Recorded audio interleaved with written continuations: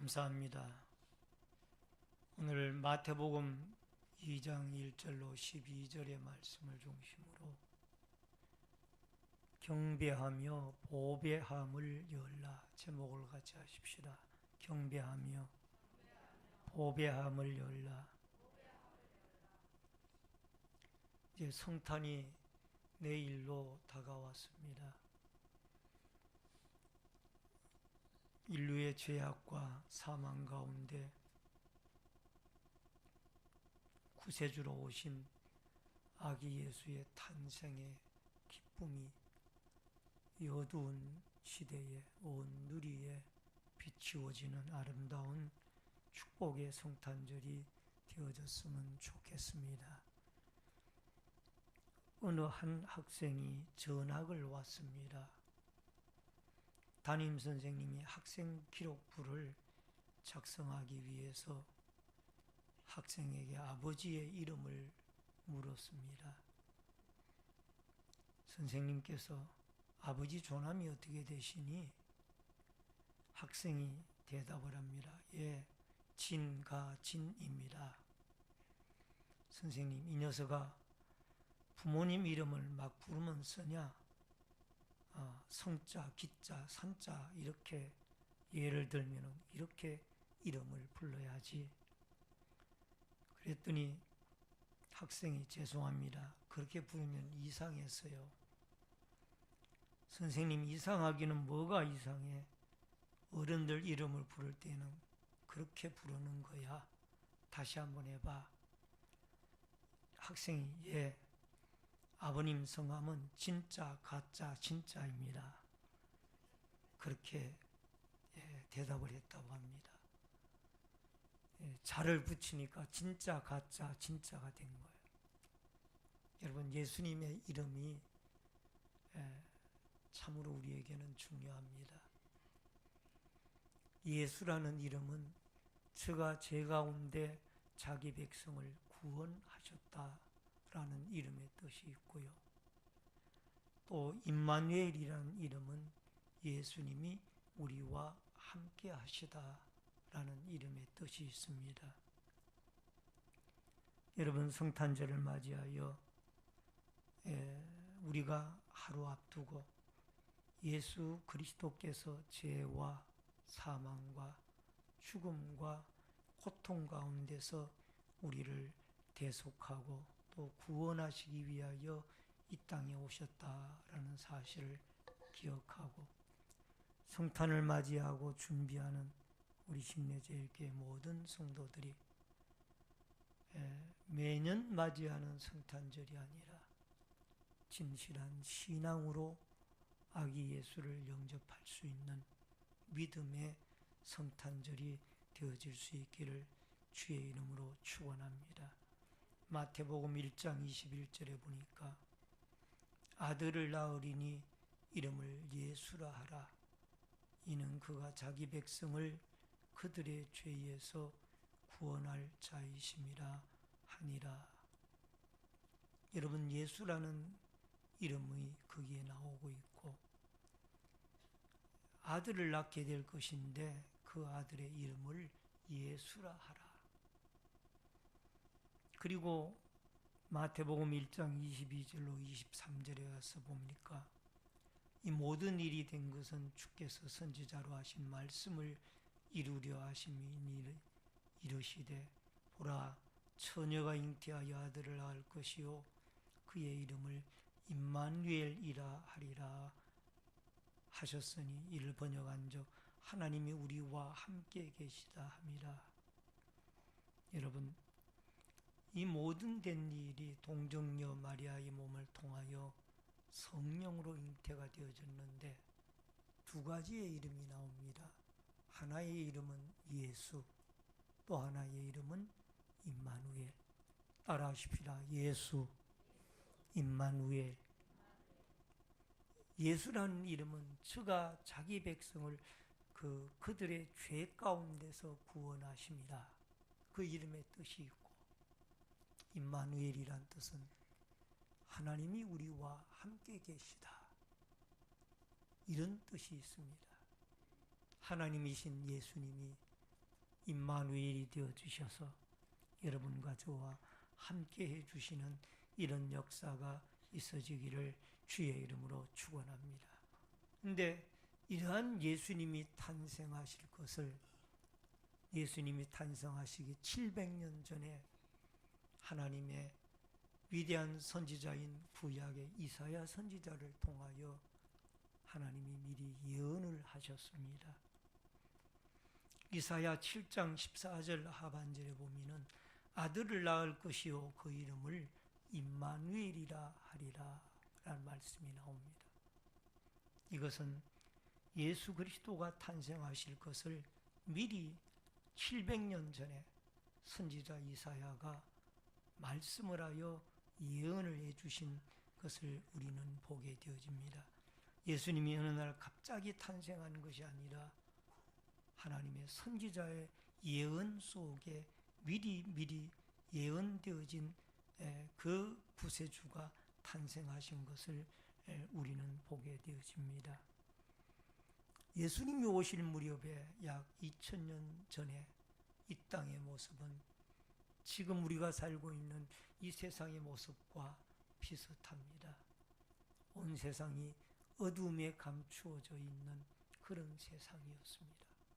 요한복음 1장 5절에 보면은 빛이 어둠에 비치되 어둠이 깨닫지 못하더라 라는 말씀이 나오는데 대부분의 사람들이 이 성탄을 바르게 인식하지 못했기 때문에 예수님이 탄생하시는 사실 자체에 대하여 관심이 없었습니다.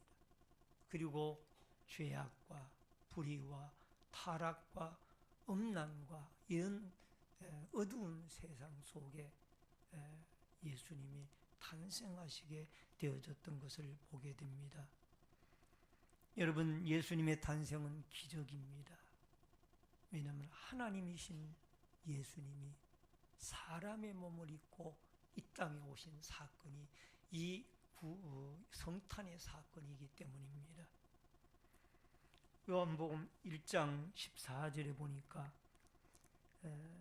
말씀이 육신이 되어 우리 가운데 거하심에 우리가 그 영광을 보니 아버지의 독생자의 영광이요 은혜가 진리가 충만하더라.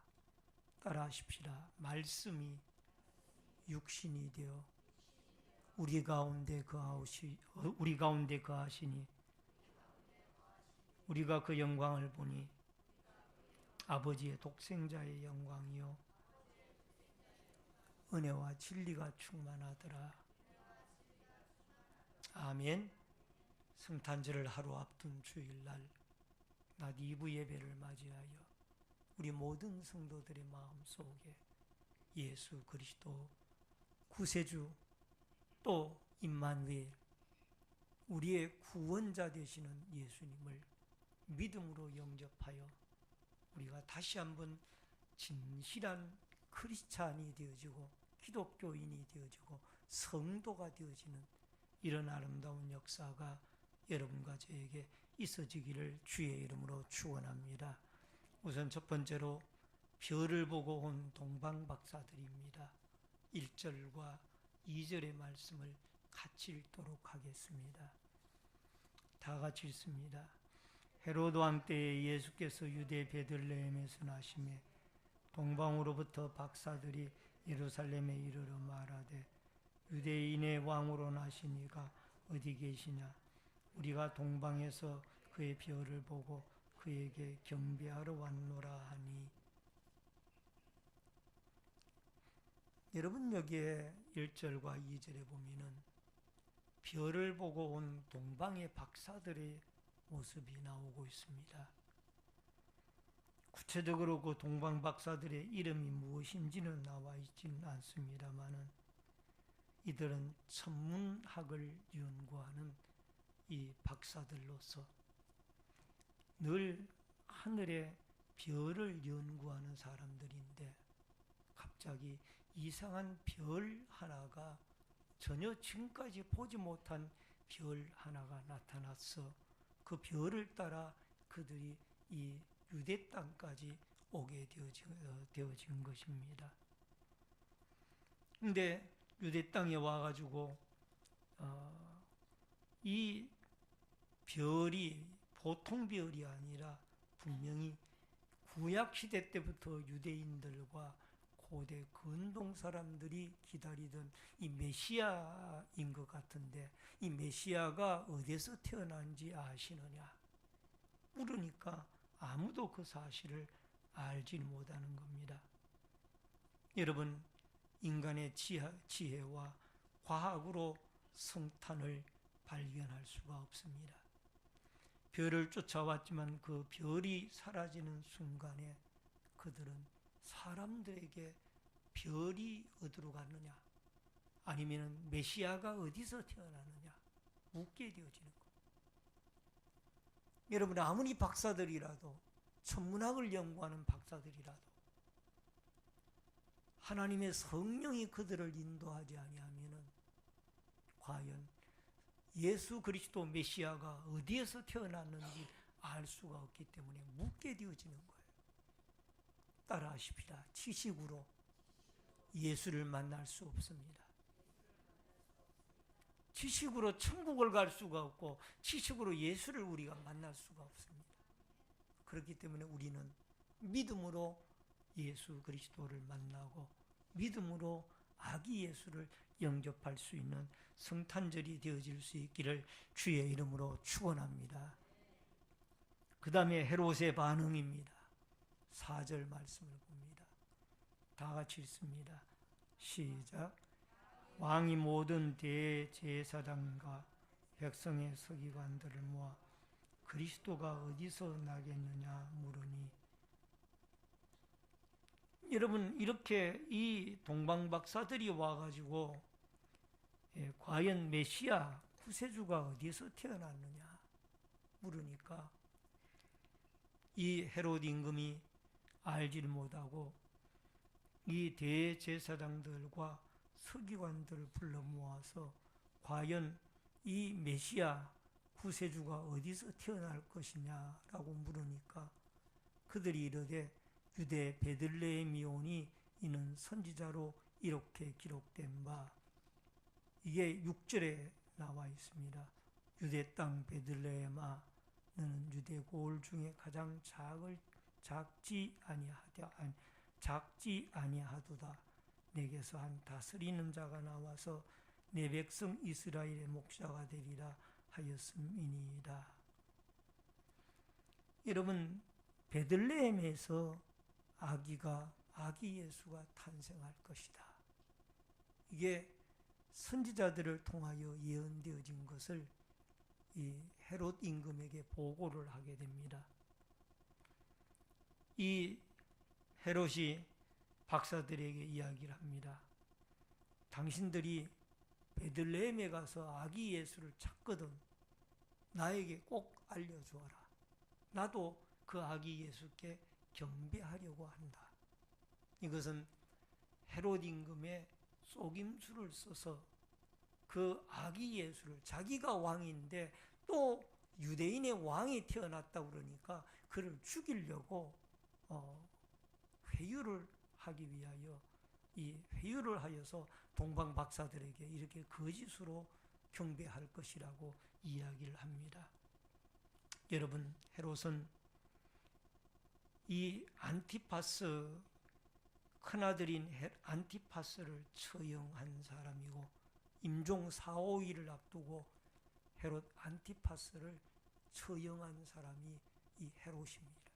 그리고 아들 셋을 모두 후계자를 자처하는 사람을 후계자로 자처하는 이 아들 3명이 보기가 싫어서 다 죽인 사람이 헤롯이에요. 이렇게 악한 사람. 이가 어떻게 그 아기 예수를 경배할 수 있겠느냐? 사탄이 헤롯을 통하여 아기 예수를 죽이고자 합니다. 여러분, 성탄절이 다가오고 있습니다마는 예수 그리스도를 영접하고 그를 경배하고자 하는 믿음의 성도들이 있는가 하면은, 여러분, 아기 예수의 성탄절을 사탄이 활개치는 죄악의 예수 그리스도가 주인공이 아니라 주인공이 딴 사람이 되어지고 또 이 세상이 온통 죄악으로 물드는 세상이 되어지기를 사탄이 조작을 하고 있다라는 거예요. 사탄은 끊임없이 이 성탄절을 그렇게 유혹을 하고 있는 거예요. 안 믿는 사람들의 마음속에 성탄절이 되어지면 기쁘다 구주 오셨네, 우리가 하나님의 교회의 성전에 나아가서 예배를 드려야 되겠다, 이런 마음이 있어야 되는데 그런 마음이 없습니다. 그날이 되어지면 사랑하는 사람과 놀러가서 리조트로 놀러를 갈까, 아니면 눈썰매장으로 놀러를 갈까, 여러 가지 어떤 이런 계획만 세우게 만들어요. 그래서 하나님을 예배하는 예배의 마음이 없고, 여러분 헤롯과 같이 이 성탄절을 완전히 이 마귀가 활개를 치는 그런 날로 만들고자 하는 그런 무리들이 우리들 속에도 있다라는 겁니다. 그래서 여러분 성탄절 날 진심으로 예수님을 영접하는 그런 믿음의 날이 되어질 수 있기를 주의 이름으로 축원합니다. 다행히도 하나님이 동방박사 세 사람에게 성령으로 나타나셔서 네가 헤롯에게로 돌아가지 말고 다른 길로 돌아가라. 물론 이 동방박사 세 사람은 아기 예수께 경배를 하게 되어집니다. 베들레헴의 별이 베들레헴까지 인도를 할 뿐만 아니라 아기 예수가 누워있는 말구유까지 인도를 합니다. 그래서 이 동방박사 세 사람은 경배를 하고 왔던 길로 가지 아니하고 다른 길로 가서 헤롯에게로 돌아가지 않습니다. 여러분 나중에 헤롯이 마태복음 2장 16절에 보면 이에 헤롯이 박사들에게 속은 줄을 알고 심히 노하여 사람을 보내어 베들레헴과 그 모든 지경 안에 있는 산의 아이를 박사들에게 자세히 알아본 그때를 기준하여 2살부터 그 아래를 다 죽이니, 베들레헴에 있는 그 동방박사들을 통하여 알아본 그 시점을 통해서 2살 이하의 아이들을, 남자아이들 무조건 다 죽이는 거예요. 누가 유대인의 왕인지를 모르니까 다 죽이는 거예요. 그러니까 예수님의 탄생의 날이 마귀가 2살 아이의 어린아이들을 다 죽이는 이 슬픔의 날로 변해버린 거예요. 이게 마귀의 역사예요. 이번 성탄절 날에는 마귀가 역사를 하지 못하고 하나님의 성령이 강하게 역사해서 여러분과 저의 심령마다 성령으로 충만하여 모든 사람이 하나님 아기 예수께 경배하고 아기 예수께 기쁨으로 예배를 드리고 찬양을 드리고 영광을 돌리는 이 축복과 은혜의 날들이 있어지기를 주의 이름으로 축원합니다. 또 하나는 이방의 지혜가 신앙으로 바뀌어진 것을 보게 됩니다. 9절로 10절에 보니까 여러분 9절과 10절을 봅니다. 박사들이 왕의 말을 듣고 갈새 동방에서 보던 그 별이 문득 앞서 인도하여 가다가 악이 있는 곳에 머물러 서 있는지라 그들이 별을 보고 매우 크게 기뻐하더라. 여러분 박사들은, 동방박사 세 사람은 아기 예수께 경배를 드리고 크게 기뻐하였습니다. 따라하십시다. 아기 예수께 경배를 드리고 크게 기뻐하였더라. 아멘. 여러분 원래 이 동방박사 세 사람들이 그렇게 믿음이 좋은 사람들은 아니었어요. 별을 연구하던 하나의 지식자들이었고 지혜자들이었어요. 근데 이상한 별이 나타난 것을 보고 이것이 분명히 혹시나 메시아가 아닌가 라는 생각을 가지고 유대 베들레헴까지 먼 길을 찾아오게 되어졌고,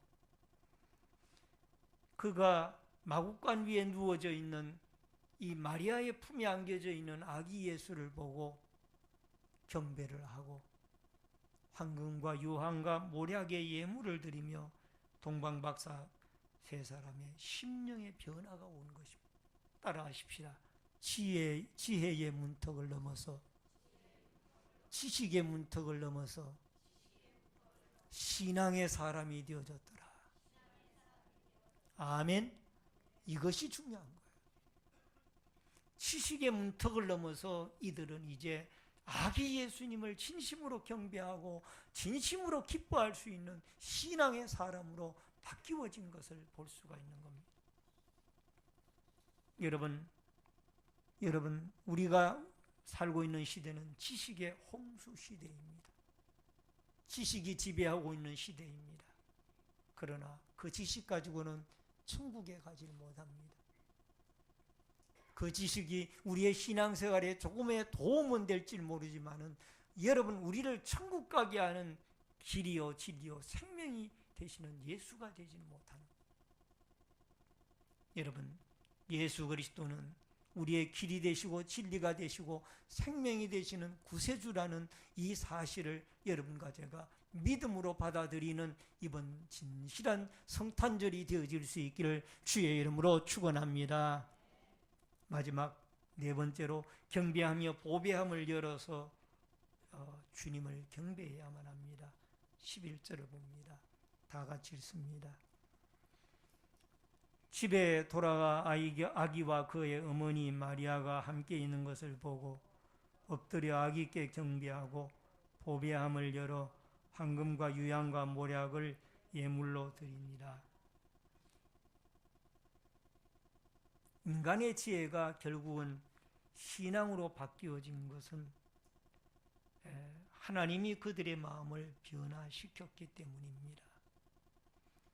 여러분, 아기 예수께 경배하고 그들에게 믿음이 들어가니까 자기들이 소중히 여기는 보배함을 열어서 황금과 유향과 모략을 예물로 드리고 아기 예수께 경배를 드리는 것. 따라하십시다. 경배를 드리고 예물을 드리고. 이게 믿음 있는 사람들의 모습이에요. 믿음으로 아기 예수 그리스도를 만나게 되어지니까 이분이 우리가 찾던 구세주구나, 메시아구나. 우리가 이분을 통하여 천국을 갈 수가 있구나. 우리의 죄를 용서받을 수가 있구나. 우리가 새 사람이 될 수가 있구나. 여러분, 예수 그리스도에 대한 진실한 경배가 이번 내일로 다가온 성탄절에 있어지기를 주의 이름으로 축원합니다. 예배를 통하여, 찬양을 통하여, 기도를 통하여, 섬김을 통하여 우리의 보배함을 열어서 유향과, 여러분, 우리의 보배함이 때로는 우리의 귀중한 또 가족이 되어질 수도 있고, 귀중한 사업이 되어질 수도 있고, 귀중한 직장이 되어질 수도 있고, 귀중한 물질이 되어질 수도 있고, 권세가 되어질 수도 있고, 지식이 되어질 수도 있습니다. 그러나 그보다 더 중요한 것은 우리의 귀중한 것을 하나님에게 드리는 것. 왜? 하나님이 우리에게 독생자 예수 그리스도를 보내주셨고, 더군다나 우리 아기 예수께 우리가 보배함을 열어서 황금과 유향과 모략을 믿음으로 드리게 되어질 때, 여러분, 주님은 우리의 보물이 있는 곳에 우리의 마음이 있다고 그랬습니다. 여러분, 마태복음 6장 21절에 보니까 내 보물이 있는 그곳에 내 마음도 있느니라.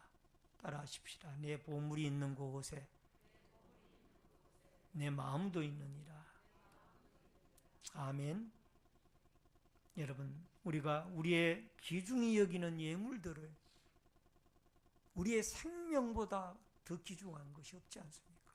우리의 생명을 예수 그리스도가 이 땅에 오셔서 십자가에 매달려 죽으심으로 여러분과 저의 죽을 생명을 구원해 주셨고 영생의 삶으로 인도해 주신 줄로 믿습니다.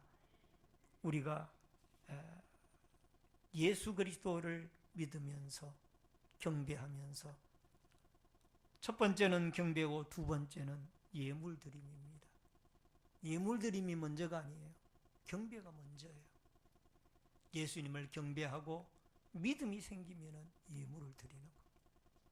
그래서 내일 성탄절날 우리 모든 성도들이 이 동방박사 세 사람들처럼 하나님의 은혜를 주셔서 그들에게 주셨던 은혜를 우리에게도 주셔서 진심으로 아기 예수 그리스도를 믿음으로 만나고 또 우리가 만난 그 아기 예수님께 우리의 소중한 예물을 드리면서 기쁨으로 성탄절을 맞이하여 주님에게 영광을 돌리고 온 세상에 빛으로 오신 예수 그리스도의 빛을 만방에 전파하며 살아가는 축복의 성탄절 날이 되어질 수 있기를 주의 이름으로 축원합니다. 예수님은 우리를 지키시고 보호하시는 참 목자이시며 또 우리의 피난처가 되어주시는 분입니다. 우리의 임마누엘이 되어주시는 분이고 우리와 함께 해주시는 분이 예수님인 줄로 믿습니다. 우리의 죄 때문에 십자가에 죽으시고 우리를 살리기 위하여 3일 만에 부활하신 분이 예수님입니다. 이 예수님을 통하여 하나님께 영광 돌리고 우리의 남은 날들 하나님을 찬양하고 하나님을 경배하고 하나님께 영광 돌리는 아름다운 축복의 날들이 있어지기를 주의 이름으로 축원합니다. 다 같이 주의를 한번 외치고 주신 말씀을 생각하며 통성으로 기도하겠습니다. 주여